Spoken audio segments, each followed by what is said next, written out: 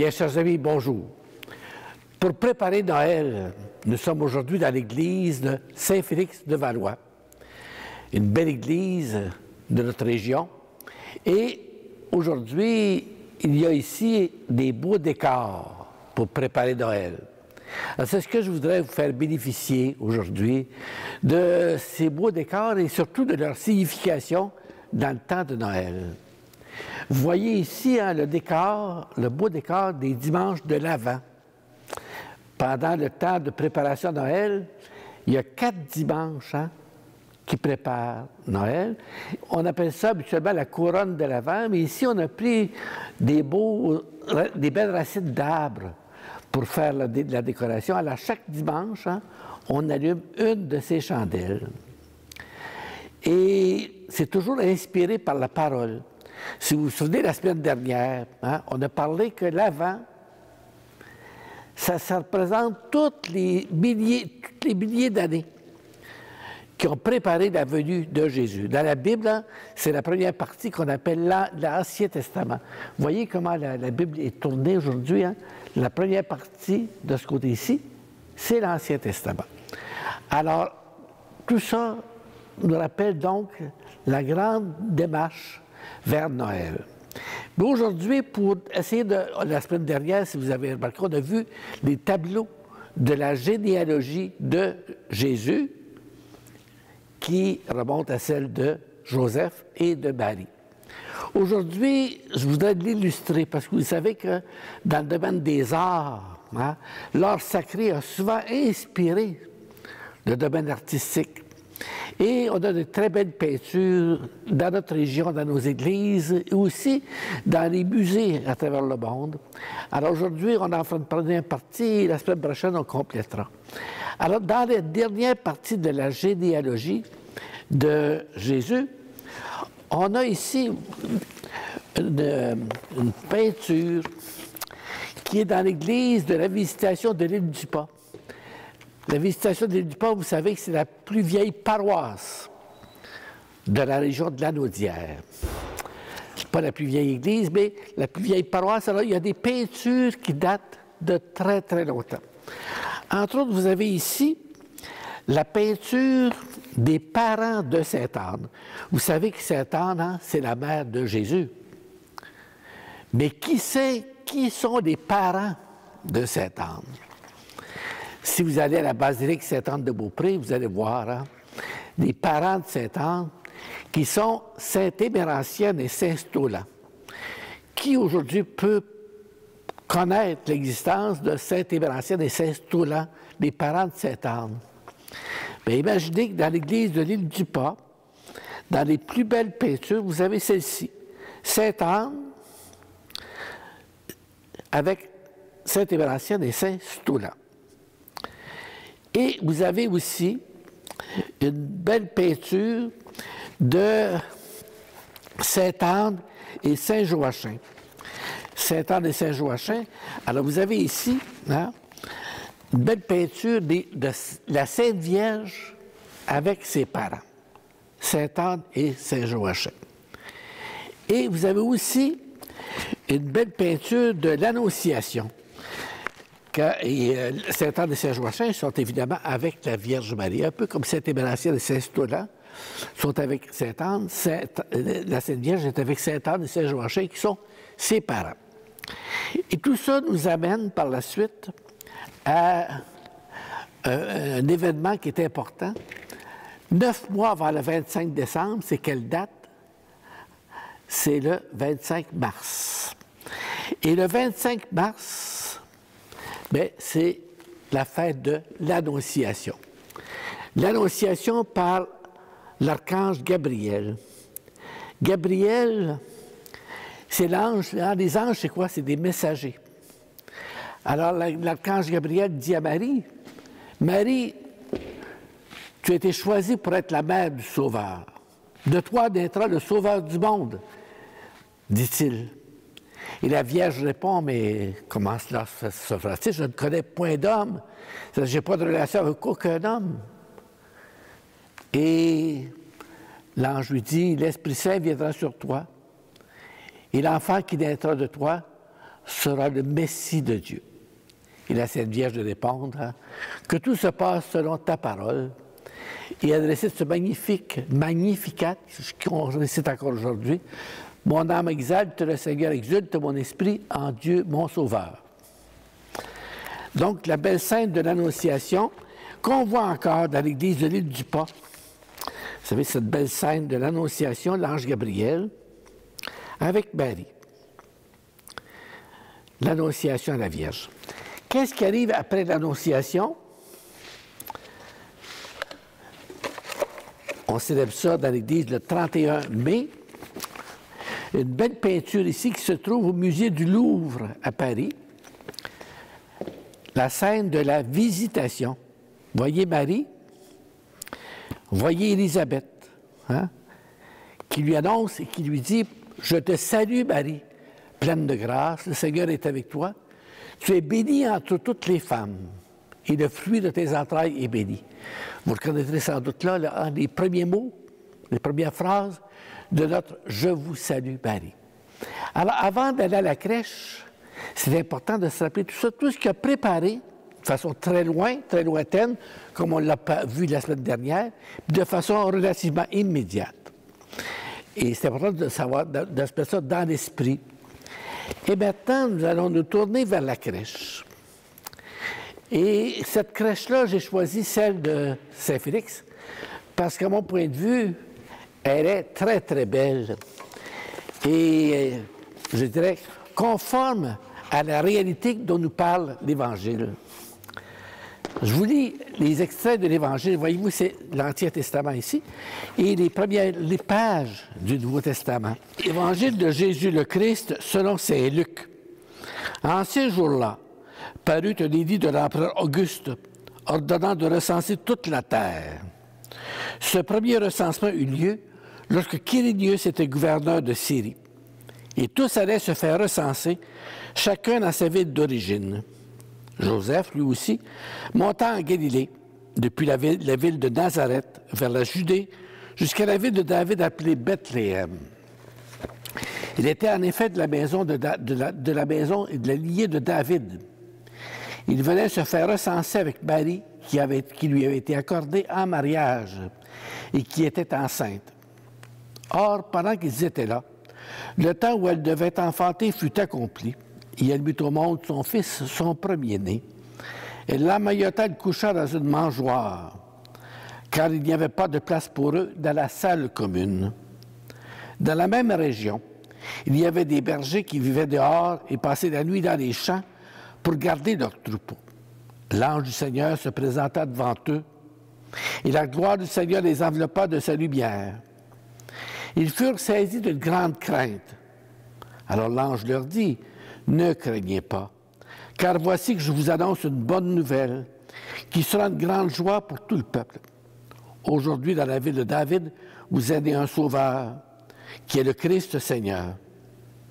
Et voici aussi le signe qui vous est donné. Vous trouverez un nouveau-né emmailloté et couché dans une mangeoire. » Il soutint, il y eut avec l'ange une troupe céleste innombrable qui louait Dieu en disant « Gloire à Dieu et paix sur terre aux hommes qui l'aiment. » Acclamons cette parole de Dieu.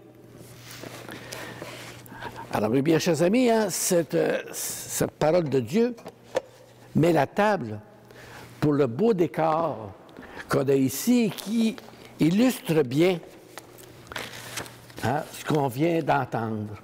Alors, on peut imaginer maintenant la parole de Dieu que l'on vient d'entendre et le décor que l'on voit. D'abord, je vous invite à regarder la grotte. On est habitué à voir une étable. Hein? Et c'est normal, c'est traditionnel. Mais selon le texte biblique, hein, il s'agit plutôt d'une grotte, comme on l'a vu d'ailleurs la semaine passée, hein, dans un rocher, une grotte qui sert d'étable. Alors, ici à Saint-Félix, on a bien voulu représenter ça. Et vous voyez, dans l'étable, là aujourd'hui, on voit le décor avant la nativité. Dans le décor, qu'y a-t-il? L'âne, le bœuf et le mouton, le petit bouc. Et dernièrement, je lisais une très belle prière devant la crèche qui dit ceci, en regardant l'âne spécialement. Et ceux qui ont des crèches chez eux ou chez vous, vous pouvez refaire cette prière-là. Et puis ceux qui n'ont pas aussi, y penser de la même façon.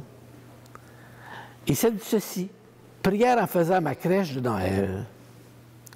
J'ai demandé à l'âne de me donner la force de porter mes soucis et les inquiétudes de mes amis, tous ces ennuis qui pèsent sur mes épaules.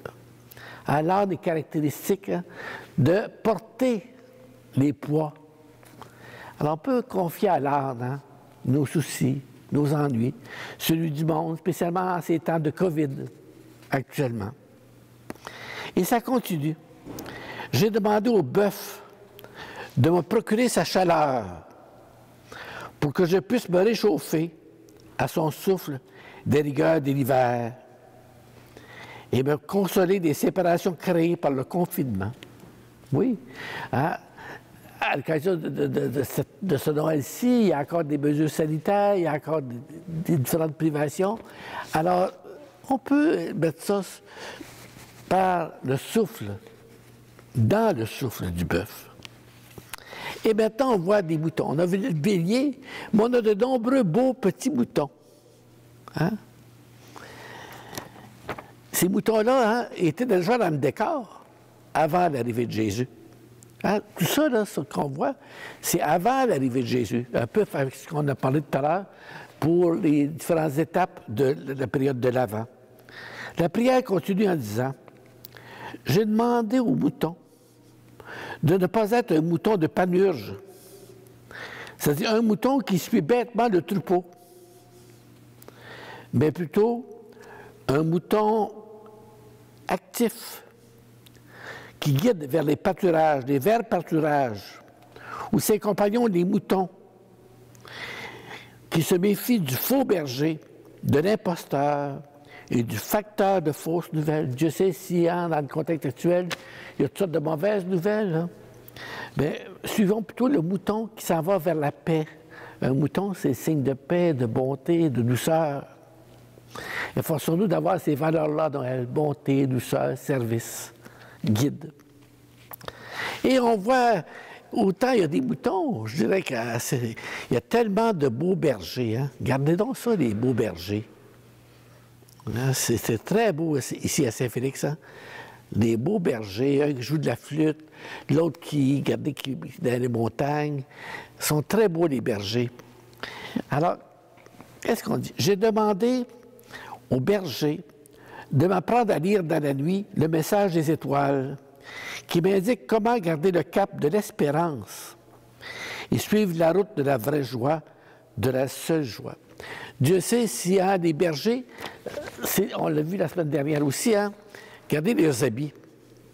Ce pas des habits des rois, hein, c'est des habits très, très simples. Puis en même temps, les bergers gardaient les moutons. Il n'y avait pas des rôles prestigieux dans la société, mais c'est eux. Hein? C'est eux qui ont accueilli le premier, le Sauveur. Alors, le berger, c'est quelqu'un qui aime, c'est quelqu'un qui garde, c'est quelqu'un qui a le souci de ses brebis. Et Jésus lui-même, une fois qu'il était plus grand, s'est identifié au berger. Je suis le berger, je suis le bon pasteur, les brebis me connaissent et je les aime. Je suis toujours impressionné parfois quand je vais chez des cultivateurs, là. Et puis, surtout ceux qui ont gardé la méthode ancienne, ils connaissent tous les animaux par cœur. Ils savent de qui sont les parents, quels sont les petits qui sont nés d'eux autres. Hein? Alors, le bon pasteur, le bon berger, Jésus s'identifie à eux. Et nous autres aussi, dans nos familles, dans ceux qui nous entourent, on peut être des bons bergers aussi. Enfin, je dirais, il y a un aspect qui n'est peut-être pas dans la crèche, mais qui est déjà dans l'Église. Vous voyez en haut les anges. C'est providentiel que les anges soient comme ça, qui veillent sur la crèche et sur la Sainte Famille en bas. Alors, ça dit ceci. J'ai demandé aux anges de m'inspirer pour que je sois quelqu'un qui voit l'ensemble, qui voit la beauté de la vie. Alors, Et puis, on parle d'ici aussi. J'ai demandé même à la mangeoire. Vous voyez, la mangeoire est vide. Il n'y a rien, là. D'ailleurs, si on a choisi une grotte qui est en même temps une étable, c'est pour que les moutons, le soir, ici, aillent se réfugier dans la grotte. Ça devient à ce moment-là une étable avec le bœuf et l'âne. Mais la mangeoire, là, il y a du foin, il y a de l'herbe, mais il n'y a pas Jésus. Alors, la prière dit ceci. J'ai demandé à la mangeoire, encore vide, de me recueillir tel que je suis, pauvre, nu, désarmé, face au cosmos et au grand mystère de l'homme. Aujourd'hui, on a fait des grands progrès scientifiques, techniques, intellectuels, de toutes choses, hein? Mais il reste que la vie et l'autre vie, ça reste un grand mystère. Même qu'un Dieu fait homme, Dieu de toute éternité, que l'on voit en haut, là, ce Dieu-là envoie en bas, hein, on le voit, son Fils Jésus. Il y a un chant de Noël qui dit « Ah, quel grand mystère! Ah, quel grand mystère! » Eh bien, chers amis, c'est sur cela que nous allons nous laisser. Ah, quel grand mystère! On vient d'en voir l'illustration humaine, mais puisse, à l'occasion de Noël, notre cœur s'ouvrir à la joie, s'ouvrir à la paix, s'ouvrir au bonheur, s'ouvrir à la foi en ce Rédempteur qui vient à Noël, ce Rédempteur qui vient pour nous sauver, pour sauver l'humanité. Et je vous quitte avec un petit ange traditionnel. Hein? Ceux qui ont un peu d'âge se souviennent. Est-ce que j'ai un peu de sous? Oui, on va faire le test. Regardez. Oh, c'est pas gentil un peu, hein? Dans toutes les églises, il y a cet ange-là. Qu'est-ce que cet ange-là dit? Il dit merci. Alors, je vous souhaite déjà une belle période de l'Avent. La semaine prochaine, on se retrouvera. Et dans une autre crèche, cette fois-ci, nous serons à Saint-Charles-de-Bandeville. Et on verra que Marie, Joseph sont arrivés. Au plaisir de vous retrouver la semaine prochaine.